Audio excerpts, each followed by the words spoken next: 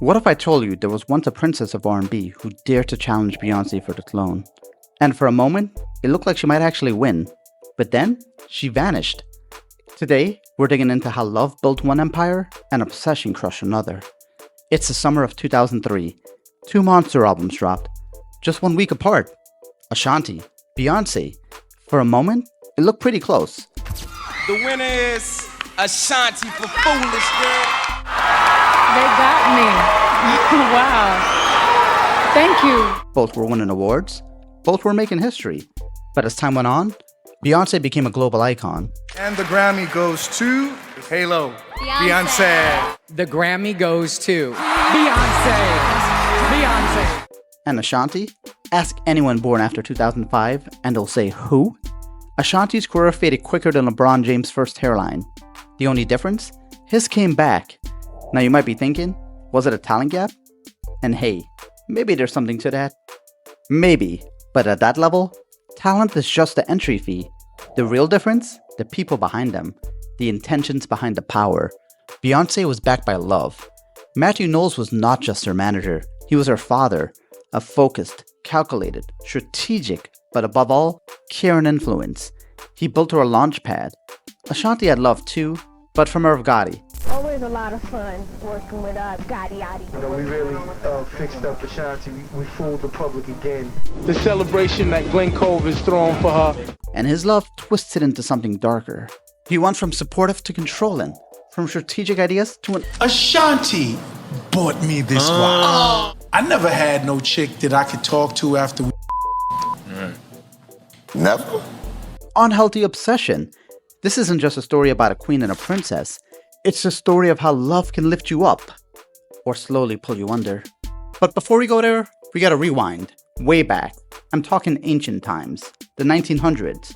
Because before Beyoncé ruled the world, before Ashanti ruled the charts, they were just two little girls trying to find their voice, literally. Beyoncé?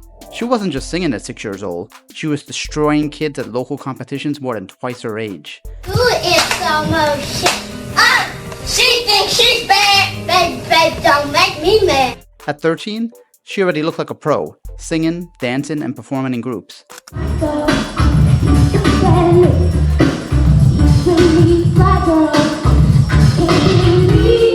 At this point, her dad knew she was special, but he didn't know how to take it to the next level.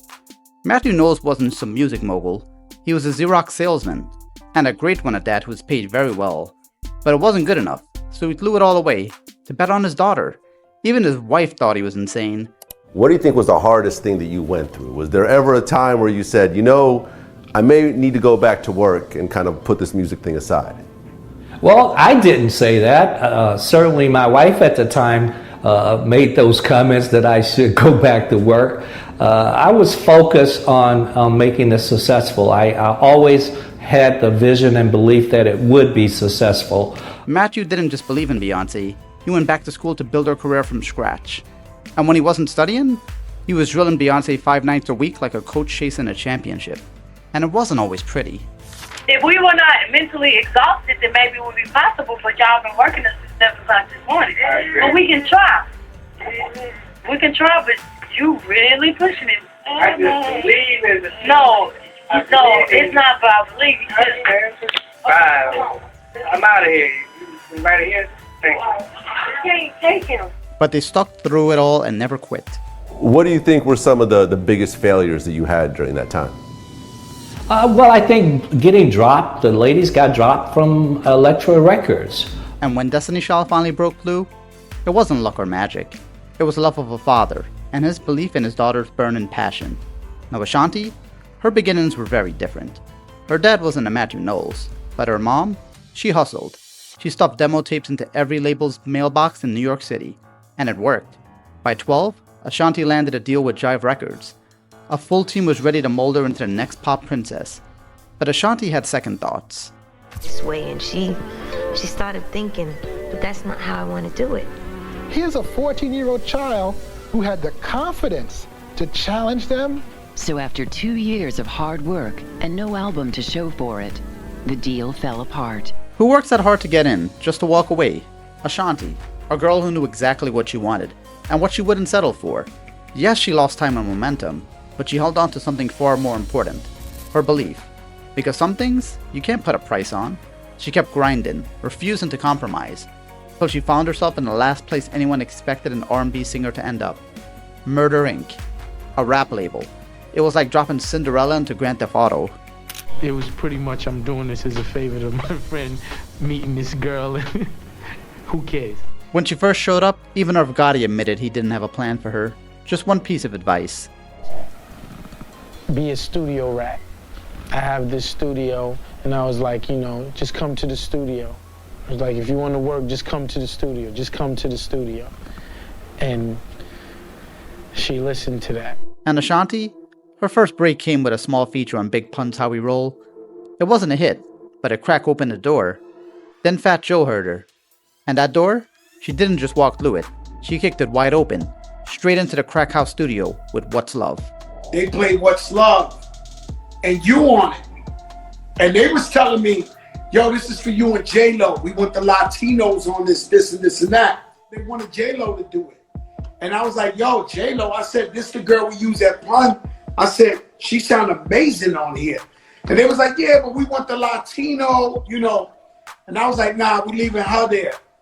Ashanti and Beyoncé had two different upbringings, but they both shared the same ingredients: love, hustle, and a whole lot of heart. It earned them their first taste of success. And though they didn't know it yet, their first real breakthrough was just around the corner. For Ashanti, What's Love was a spark that lit the fire. Next came Always on Time with Ja Rule, and suddenly, Ashanti was everywhere. She was hot. So hot, she set a world record. You was number 1, 2, and 3, right? That was crazy, because I think it was Always on Time, What's Love, Foolish, and because technically I wrote Ain't It Funny, so it was 4 records on the Billboard, and all of them was top 5. Ashanti was more wanted than a kid with 5 stars in Grand Theft Auto. She moved 500,000 units in her first week, the highest debut for a female artist ever. Straight into the Guinness Book of World Records. And Irv Gotti, he was over the moon, gifting her a car right on the set of Happy. This is actually the video car, but it's actually Ashanti's car. Courtesy of Murder Inc. That's what happens when you sell a mill in 3 weeks. Ashanti wasn't just winning, she was dominating. She was breaking records like Jake Paul collects paychecks. A Grammy soon followed. Finally, her dreams had become a reality. Meanwhile, over on Planet Destiny Shell, Beyoncé was winning too. The Writings on the Wall dropped to 99, 8 million copies sold. Then Survivor in 2001, another 10 million worldwide. And right at the peak of it all, Beyoncé made her move. At just 21, she went solo with Dangerously in Love. And then, as fate would have it, the stage was set for a clash with Ashanti. Their albums would drop just 1 week apart. 2 women, both racing for the top. Ashanti, writing a monster debut album backed by Irv Gotti and Ja Rule. Beyoncé, an Olympic-level performer backed by a decade of training in Matthew Knowles' blueprints. Here's how it went down. Ashanti's album dropped 2 top 10 singles. And even more impressively, she shocked the world with her first week numbers. She outsold Beyoncé. The difference wasn't much, but for a moment, it looked like Ashanti might steal the crown. However, Beyoncé's album had something Ashanti's didn't: staying power. It produced 4 top 10 hits and swept the Grammys. Beyoncé wasn't just climbing, she was building her throne. But for that brief moment, Ashanti stood close beside her. Success, though, is a fickle thing. It can take years to arrive and disappear in the blink of an eye. And unfortunately for Ashanti, that disappearance was about to begin. For Ashanti, 2003 was the year the crack started to show. Unfortunately, despite her success, she was still on a gangsta rap label where the lines between the music and the streets are thin. And at Murder Inc., those lines blurred too far. The relationship between Irv Gotti and drug kingpin Kenneth Supreme McGriff caught the attention of the feds. Enough attention to launch a full-scale investigation. The focus? Whether Murder Inc. was being used to launder drug money. And allegedly cleaning money for a brutal drug lord, it all fell apart, and this is the wild story. And that wasn't the only pressure the label was facing. At the same time, Ja Rule, Ashanti's closest collaborator, was locked in one of the biggest rap beefs of the era. 50 Cent had arrived, and he was coming for everything. So yo, 50, what's the definition of a wankster, man? I mean, what is that? Ja Rule, Irv Gotti. I'll tell you personally, the Murder Inc., the people that you see like Irv, Ja, the people that are involved in the business, aspect are like don't got no hood in them. Irv was fighting the war on multiple fronts. Meanwhile, Ashanti found a bright spot. At the 2003 Grammy Award press event, she crossed paths with one of the hottest rappers in the game, Nelly. It was light, flirty, innocent. She said she was playing hard to get, and maybe she was, but eventually they started dating. For a moment, even as her professional life got harder, it felt like at least her personal life was falling into place. Meanwhile, in 2004, fresh off her Grammy-winning solo debut album Dangerously in Love, Beyoncé decided to come home to Destiny's Child for one last album. And she didn't do it for the charts, she did it for love. And our inspiration is friendship and life, you know. Everything that we talked about were things that we experienced while we had our little time to find ourselves and to grow up. It gave us something to write about because we had time to break up, make up, find love, not find love, whatever. Because life isn't always happy, life isn't always sad, and that's the beautiful thing about the album. This was the kind of support network that had always been built around Beyoncé, by design. While Ashanti was dealing with her label's fires, Beyoncé was with her besties. Because this wasn't just a reunion. It was like the girls linking up after their first year away at college. Unlike Ashanti, Beyoncé's circle wasn't weighed down by chaos. Just mics, mashed potatoes, and melodies. It was like Thanksgiving for these girls, and a homecoming party rolled into one. Like someone dropped a group text. Y'all free Saturday at 3? Let's make an album.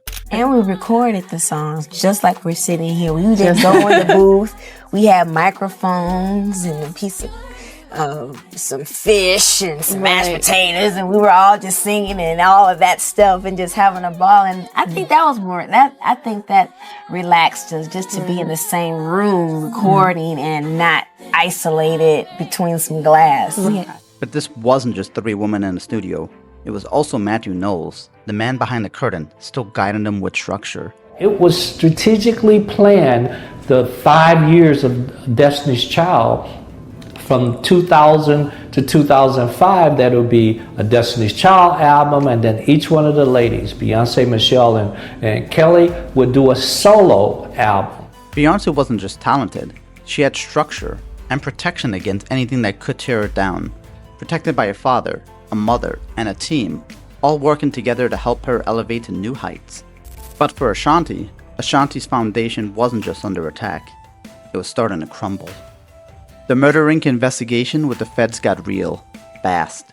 The label was indicted with some serious charges. This particular Murder Inc., this is who they out-contract to. This is what they do. And you start picking them off.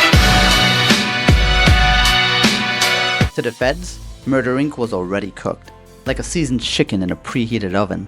All they had to do was close the door. But somehow, they beat the odds and walked away. Yay! We did it! Yeah! I'm overjoyed. I can't say thank you enough to these 2 guys that I got my arms wrapped around. These guys is my attorneys for life. I'm never getting into any other trouble, though. You could put your bottom dollar on. I was never, no jaywalking, no nothing. And I was never... Still, they weren't completely clean. Perhaps even a little crispy. The trial cost the label a lot.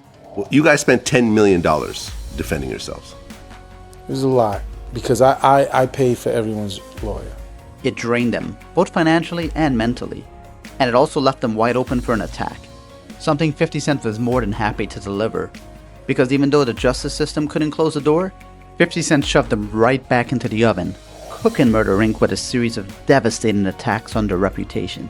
They tried to defend themselves. They even dropped a few more hits, but they never got back to the top. By association, this was a major blow to Ashanti's career, but it wouldn't be the sole reason she fell off. After all, she wasn't the one on trial. She wasn't beefing with 50 Cent. You might be thinking, what could be worse than attacks from the outside? But the real heat wasn't coming from the outside. It was coming from inside her own kitchen. And the head chef cooking up disaster? Irv Gotti. He didn't need an oven to burn Ashanti's career. His mouth on Drink Champs was more than enough. He was moving like Gun Rack from that old Key and Peele skit. I have no idea what that object is. Just rattling off confessions nobody even asked for. And with every new detail, he only made it worse. He bragged about how he came up with one of Ashanti's biggest hits, Happy, after sleeping with her. That record came about because of our energy. And if you thought that was messy, wait until you hear how he reacted when he found out Ashanti was dating Nelly. Nelly has walked in with Ashanti. Oh my God. Wait, time out. But you didn't know? You didn't know that? I knew nothing. That look on his face says it all. If dragging someone's name through the mud was an Olympic sport, Irv Gotti would take home gold every time. And Ashanti? She watched it all unfold, quietly. Because even though she wasn't a gangster, all those years around them must have rubbed off. She stayed silent, played it cool, moved in silence, until she started letting the truth slip out, piece by piece. First, she revealed that even at the height of her fame, when everybody wanted to work with her, she wasn't allowed to collaborate outside of Murder Inc. And the person who blocked her? None other than Irv Gotti himself. Fab and them, they wanted me to shoot the video. And I think Irv, he kind of was on his, he didn't want me to shoot the video, Talk about possessive. Into You ended up becoming a massive hit for Tamia, hitting number 4 on the Billboard Hot 100. A song that should have belonged to Ashanti, a moment that could have pushed her further into superstardom, but instead, it slipped away because of one man's ego. But why would someone go through all the trouble just to block their own artist? Ashanti explained it herself. Okay, yeah, me and Nelly were dating. Irv was salty. Irv would not let me come to the studio to record. Irv was telling everyone not to record with me. For Ashanti, loyalty wasn't rewarded. It was weaponized. For me, it was family. I used to be up in the crack house making cheesecake, and not like a crack house, the studio. We're talking about the studio. I was in there with the sweats, cooking and making cheesecakes and stuff. They rolling dice and smoking, and it was like a family thing. Yeah. It sounds like family, all right. A dysfunctional family. And it got worse. Ashanti didn't just lose opportunities. She lost control of her own career. She watched as Irv went from strategic to emotional. His feelings were more important than the business.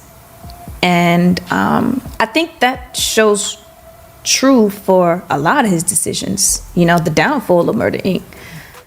As for his claims that they were together, Ashanti addressed it with the kind of class he didn't deserve. Was Irv my boyfriend? Was I his girlfriend? Never.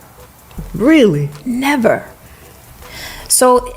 Well, was he married? He was still married at the time, right? He was married. That's my point. Irv had several girlfriends, so I'm a little confused by the thought, you know what I'm saying? And the label and the description.